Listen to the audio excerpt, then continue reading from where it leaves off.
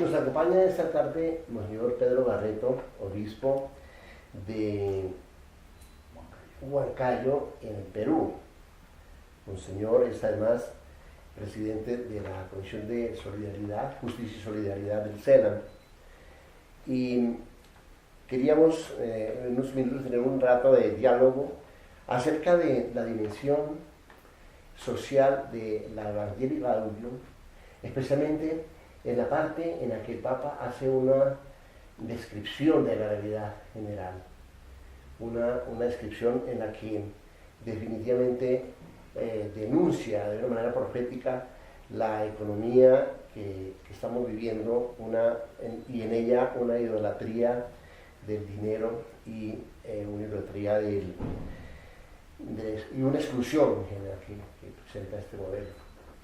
En este sentido, Monseñor, ¿podría decirnos qué significa en este contexto que el Papa denuncia? ¿Qué significa lo que es el diálogo social como contribución por la paz? ¿Qué significa eso en la Evangelii Gaudium? Ciertamente la Evangelii Gaudium es un regalo de Dios a través del Papa Francisco. Para responder a las preguntas que me hace, realmente tenemos que ver el conjunto del documento, ¿no? Hay una introducción y él dice que la alegría del Evangelio brota incontenible del encuentro personal con Jesús. Y él dice que en Jesucristo nace y renace la alegría. Pero en el número 1 además añade al final, ayudándonos a tomar conciencia que esta exhortación no es una exhortación teórica, porque dice que esta exhortación marcará la marcha de la Iglesia en los próximos años. Quiere decir que es una exhortación programática. Y él insiste en varias oportunidades de pasar a los hechos, a la acción. Entonces, el primer capítulo indica qué es lo que él propone en este programa pastoral. Y es la transformación misionera de la Iglesia. Una iglesia en salida, una iglesia de puertas abiertas, una iglesia pobre y para los pobres, una iglesia que realmente cumpla lo que Mateo en el capítulo 28 dice de Jesús a los discípulos: vayan y anuncien el Evangelio. Entonces ese es el objetivo fundamental de esta exhortación. En el segundo capítulo pone el contexto en el cual se va a realizar esta transformación misionera de la Iglesia. Y es ahí donde realmente pone los desafíos actuales en el mundo de hoy. En el tercer capítulo ya pone la esencia de la misión de la Iglesia, que es el anuncio del Evangelio, el anuncio de Jesucristo. Y en el cuarto capítulo, que es muy importante, se habla de la dimensión social de la evangelización. Como para decir, no se puede amar a Dios si no se ama al prójimo. Esto no es ninguna novedad, porque esto viene del fundamento de nuestra fe. Y por tanto, él mismo dice, ojo, no es una exhortación del magisterio social de la Iglesia. No es. Y uno puede llamar la atención porque dice el capítulo 4, la dimensión social de la Iglesia. Quiere decir que si tú crees en Cristo, tienes que también descubrir a Cristo en toda persona, especialmente en los pobres. Pero en el quinto capítulo dice, ¿quién va a transformar la Iglesia? ¿Quién lo va a hacer? Y por eso el quinto capítulo es evangelizadores con espíritu, que es el espíritu de Dios, el espíritu de Jesús. Pues bien, entonces, si ya tenemos la transformación misionera de la Iglesia como el objetivo de su programa pastoral como obispo de Roma, él dice con mucha claridad cuál es la realidad que nosotros vivimos. Y el primer gran desafío que él plantea son los pobres.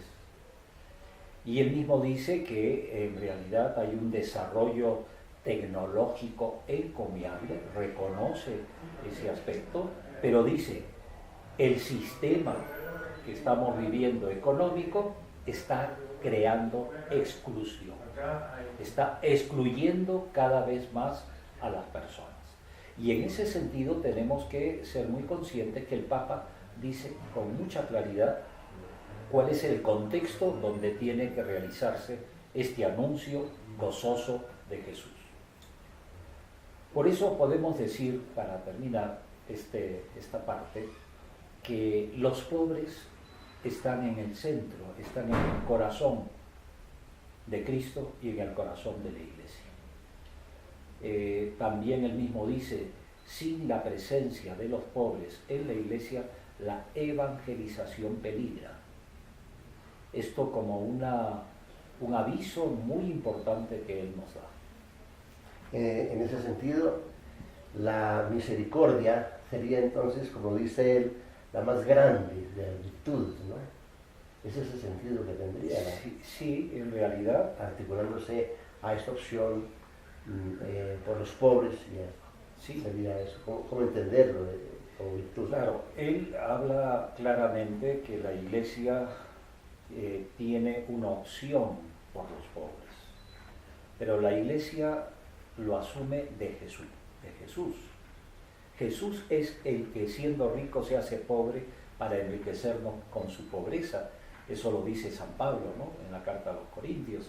Entonces, lo que él nos quiere decir con esto, que los pobres no solamente es un lugar teológico, sino que es la presencia real de Jesús para la Iglesia. Y sabemos muy bien que Jesucristo se hizo pobre, vivió pobremente, se acercó a las personas, especialmente a los que sufrían, pero además desde el texto de Mateo 25, Jesús se identifica con el sediento, con el encarcelado, con el que está enfermo. Y esto es lo que en definitiva tenemos que dar gracias a Dios, que el Papa Francisco pone como los privilegiados de la Iglesia a los pobres. Y en ese sentido también, ¿cómo entender entonces los alcances que debería tener de nuestra parte, en la Iglesia, la solidaridad y la justicia? Bueno, en realidad la palabra solidaridad viene de la palabra sólido, ¿no? Yo siempre digo, no es lo mismo un balde de agua que esa misma agua solidificada. Con el agua del balde podemos bañarnos, pero no podemos tirarnos encima un bloque de agua sólido. ¿Esto qué cosa quiere decir? Que en definitiva la solidaridad es la experiencia de un Dios que nos ama, un Dios que nos crea para vivir y vivir en plenitud nuestra vida como un don de Dios. En ese sentido, la solidaridad es la experiencia de la justicia, de la hermandad, de la no diferencia entre unos y otros. Y por eso creo yo que es muy importante también unir a la justicia. La misericordia viene de Dios, ¿no? Y expresa esa justicia, ese cariño, ese amor por toda persona, especialmente por los pobres. Muy bien, Monseñor.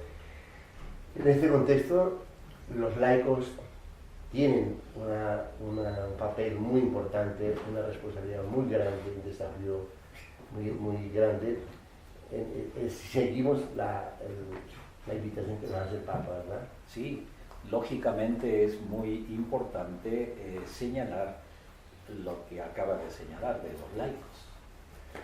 Los laicos, desde el Concilio Vaticano II, habla de una misión importante y dice que los laicos tienen la misión de santificar, ¿no?, las estructuras sociales, políticas, económicas, que los laicos no son unos cristianos de segunda categoría o tercera categoría. Los laicos no son el furgón de la cola de un tren. Y ahí yo creo que tenemos que reconocer los obispos que la iglesia está muy clerical, muy clericalizada. Y el Papa en el Evangelii Gaudium habla de esto con mucha claridad. Pero también los laicos tienen que despertar de ese concepto y esa experiencia que dicen que la iglesia son los sacerdotes, los obispos, las religiosas, los laicos. Es la hora de los laicos. Pues muy bien, Señor, su reflexión nos ha dejado muchos horizontes abiertos, nos ha dejado muchas preguntas, por supuesto, pero también como una gran alegría de poder vivir esta invitación que el Papa nos está haciendo a todos, sacerdotes, religiosas, laicos, hombres y mujeres. Le agradecemos muchísimo sus palabras, su reflexión, y seguro de que va a servir muchísimo a las personas que participan de este curso que estamos impulsando desde el Santo Papa. Muchas gracias. Muchas gracias también por esta invitación, pero sí decirles, y me lo digo a mí mismo, que la exhortación, alegría en el Evangelio, no es para estudiarla. Ustedes pueden conocer muy bien, citar los números, qué bien ha dicho el Papa, qué claridad, ¿no? Pero no es para estudiarla. Esta exhortación va directamente al corazón.